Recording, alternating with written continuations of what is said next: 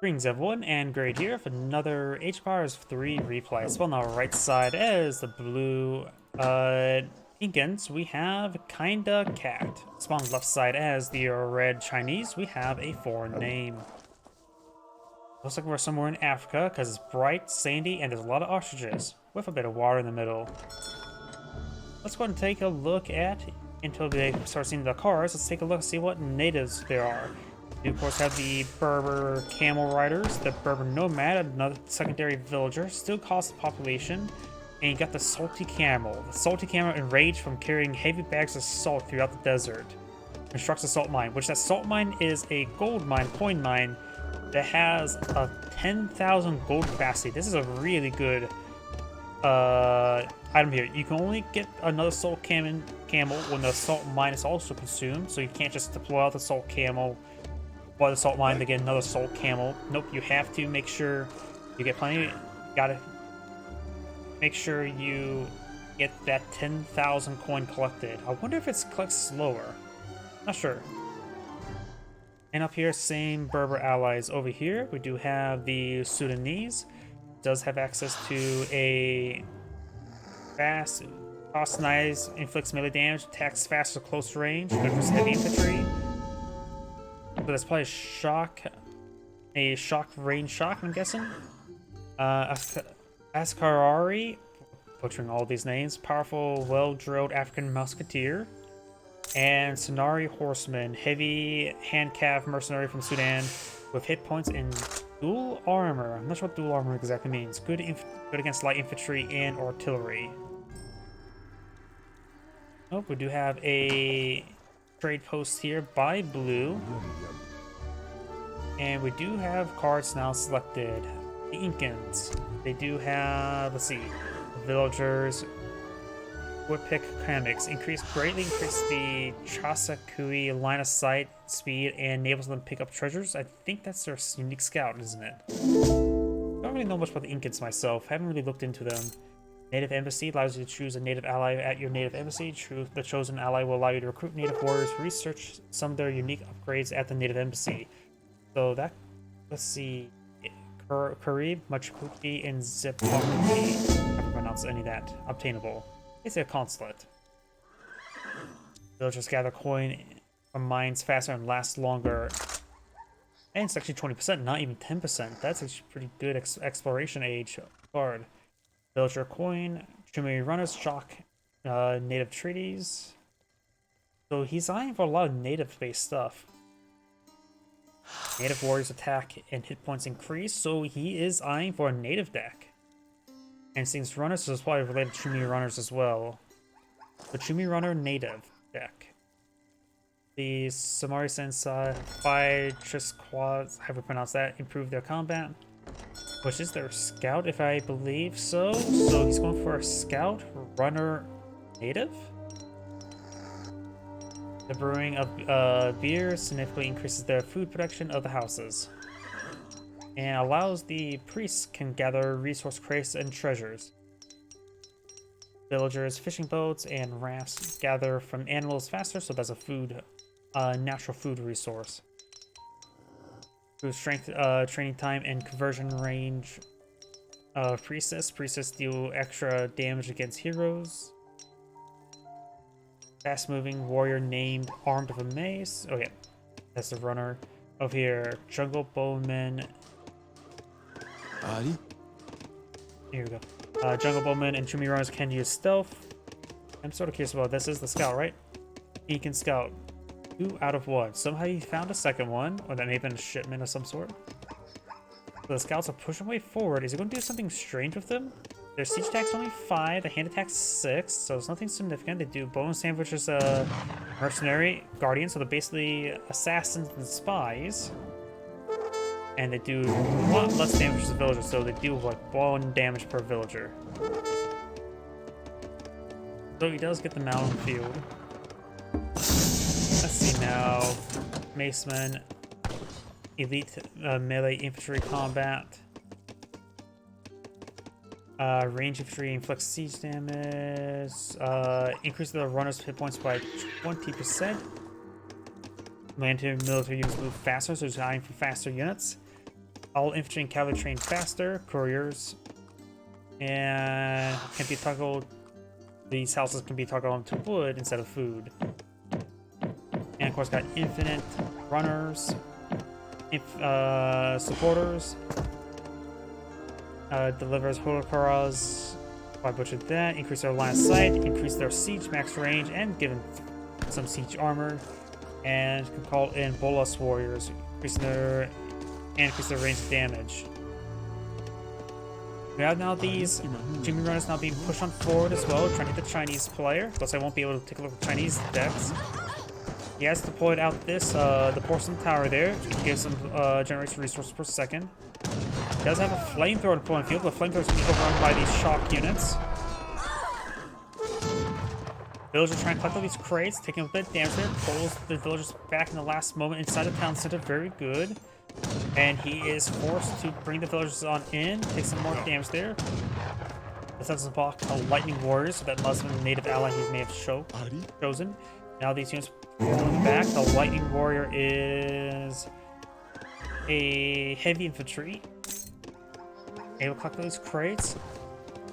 Right now the Incans are at 19 villagers, the Chinese at 18, so may have lost one. And he has quite a bit of resource there. He may be eyeing for a fast fortress age. At this rate, that's probably not good because his opponent's going for aggression. His opponent also has one trade center. It has the salt mines ready, so you can perhaps get 2 salty camels. And now do have fortress age available, and now he's eyeing for the summer palace. And remember as well, he just can't simply task villagers to, or task the town center to research it. He has to task the villagers to it, so it is a bit more vulnerable to his opponent's playstyle of aggression. This is the summer palace, which does give him free bannered armies of his choosing, so you can get a free military force, though it will take a bit of time. Seeing it's calmed down a little bit, let's take a look at the Chinese cards, which is, of course, got the wood consulate and export, and adds a small triple rate as well of export. One-time muster of villagers, wood, gold, Juko news. Standard army gaining Juko news and step riders hit points increased. Step riders, Mongolian scourge. Step riders do more damage versus villagers and buildings. Keshiks do more damage versus heavy cav. And hand shock infantry, very useful against his opponent's current composition of relying shock infantry. And of course, we saw the one flamethrower Castle Rickshaw there. There's a Castle Rickshaw. The flamethrower's already died. Gold arquebusts. Repelling volley, Chuko news, and arquebusts do extra damage to light cavalry shock infantry. Useful there. And heavy infantry. And iron flails, keshiks, and meteor hammers and hit points increased. And add some range armor to them as well. Send a shipment of units to your consulate. And gold collection rate, all gold, all food. And large number of Imperial Age one. He's eyeing for maybe for a faster Imperial Age. Juko news, Wang pikemen, gold dynasty reforms, making the supposed to be the trash units. Cost more, but also much better. Keshiks, and step riders, on true combat, Quang pikemen, Consados, Keshiks, and meteor hammers attack and hit points increase. Siege weapons shoot fire. Okay, that's just the unit. Flamethrower. Flying Crow, which is the unique heavy unit. All 2 honored flamethrowers improve the rate of fire. And all units get increased attack and hit points. Just general benefits. Right now, his opponent is not eyeing next stage yet, getting out some Berber allies. He has pulled out both Berber allies, so he has access to 10 Berber nomads. They still acquire 1 population, but they do have foreign agriculture, but gather natural resources better. Stronger and faster in groups, so if the Berber allies are together, I believe they do collect faster based on that description. So we've got native versus non-native.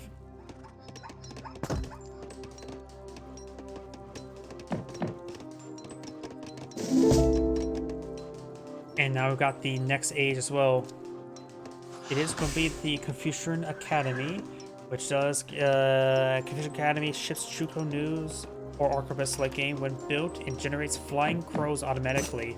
So he's going for free. The Chinese players eyeing for free mass production, but I didn't see the increased build speeds, which I believe does affect these, like the free units as well. So that's a bit interesting. You would assume that he's going to go for this playstyle of free units. He will probably get the cards to increase the production speed of those free units. Now has one shipment available. I'm not sure what he's going to go for at the moment. He is going for the Fire Dragon Manual. Just one Flying Crow and 2 Honored Flamethrowers. Slightly improve their rate of fire. It also... It says Honored Flamethrower. It sets the Discipline and Honored stat active, so you get 2 free research along with it if you don't already have that research. Very good to know. And increase the attack of speed of the Flamethrower and the Flying Crow by 10%. This is a unique composition. He is going for the Territory Armory, which I believe gives him the Arquebus and the whatever the 2-handed swordsman are called.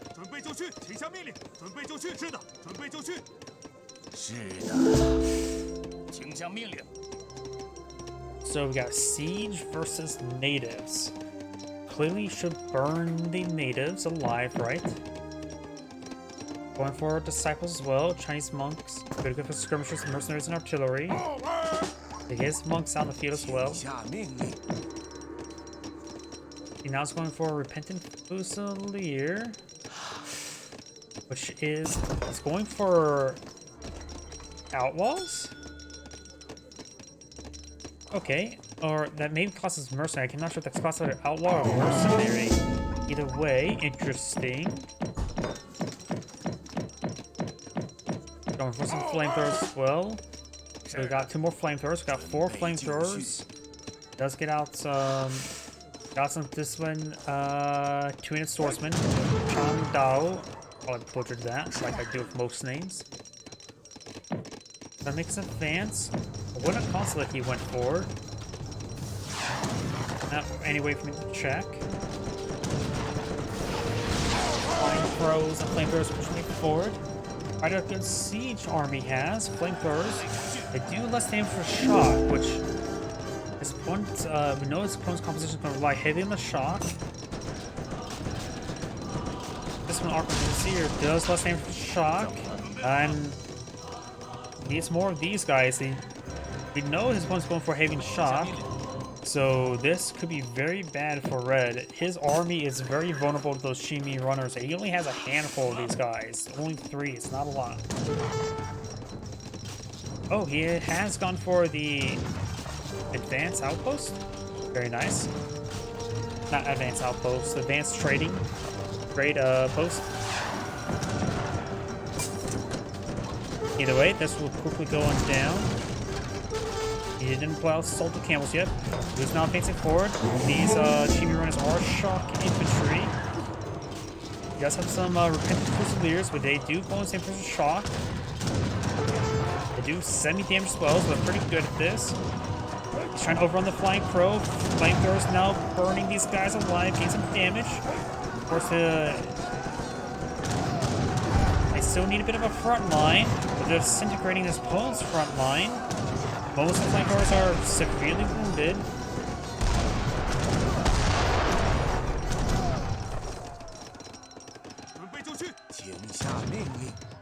The Incan plane has actually gone through the Fortress Age. You got more of these Dervish, which are the native units. They are classified as not shock.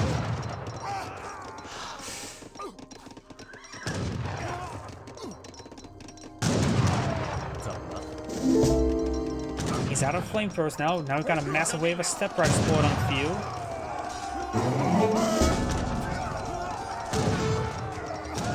These guys are not anti-cavalry, but they do so good damage. Step riders, they're just unupgraded step riders. They do bonus damage infantry.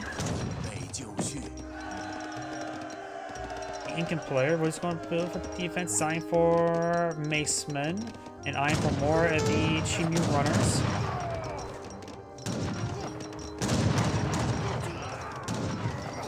More Repentant Fusiliers now being deployed on the field. They do have 70 damage. They are 300 gold, so they are expensive. 2 populations, so they're actually pretty population efficient. They have good siege attack as well, so they're a good item to mix in this composition. They hit hard, and they will do bonus damage to these shock units. These step riders are trying to hit these villagers. They do not do bonus damage to villagers, just infantry, which I don't believe those are classified as infantry. Unless they are. Villager, land villager, yep. Elite Macemen, they hit hard, but slowly. I got some Shuko news. Unupgraded Shuko news of 874. They do not do bonus special shock, but their damage benefits are penalties are minimal. I know it's minus 60. I always look at the hand attack by accident.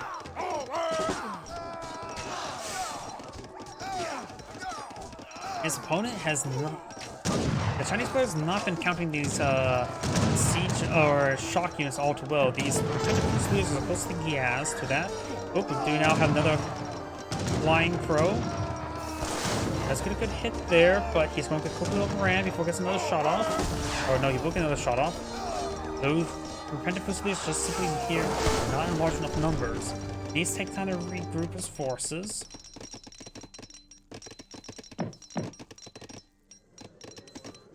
This gold deposit has been claimed, or coin deposit. He's going for the southern coin there as well. Eyeing heavily onto these Repentant Fusiliers. Now I got some Keshks on the field, and they're unupgraded, so their damage output is pretty pathetic.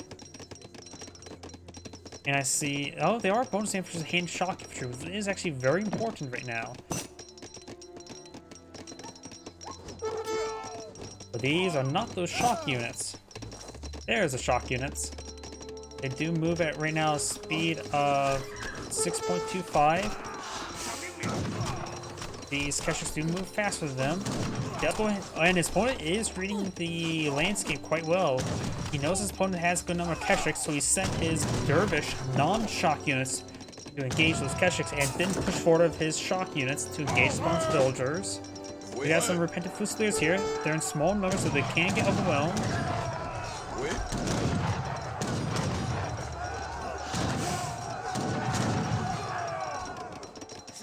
Right now, Blue's doing good job of reading the field. It's not so much. That's plus a few regulars. Oh, we'll see. I went to the French consulate. That's what it did. Always have to look at the flag. Always forget about that.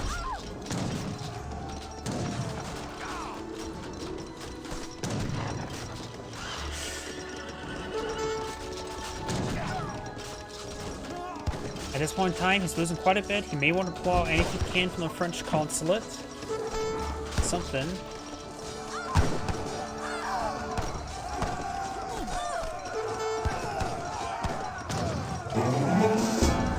Another shipment is available. His free banner army is about to come on out as well. Keshiks gains 50 damage on these runners, but they are disciplined now. But of course, the runners are closing on in. There's a flamethrower there as well. He may want to get them hit firing, literally. The Keshiks all go down there. Without a front line, they got quickly overran. Flamethrower does go down there. And looks like the Chinese player does back of the game as well. Great gameplay by Blue. Red had a good strategy, but I don't think he performed all too well with that strategy. But either way, this is Great saying thank you for watching, and on to the next replay.